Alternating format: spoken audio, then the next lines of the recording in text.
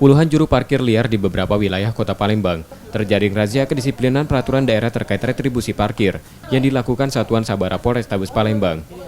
Jukir liar ini ditangkap karena tidak bisa menunjukkan dokumen resmi juru parkir dari pemerintah kota.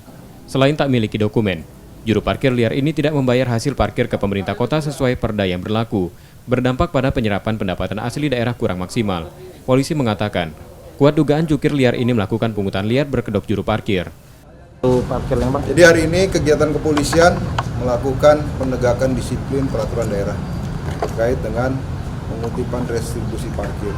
Ada 23 orang yang kami tangkap di lapangan oleh Polrestabes Palembang, khususnya tim Hunter dalam rangka penegakan disiplin peraturan daerah.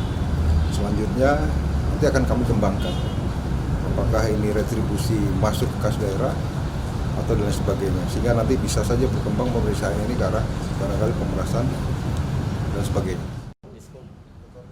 Polisi masih terus melakukan pengembangan pada jukir ini, apakah ada pemerasan dalam memungut tarif parkir. Operasi serupa akan dilakukan polisi dalam penegakan kedisiplinan peraturan daerah khususnya retribusi parkir. Yudi Kiswanto, Kompas TV, Palembang.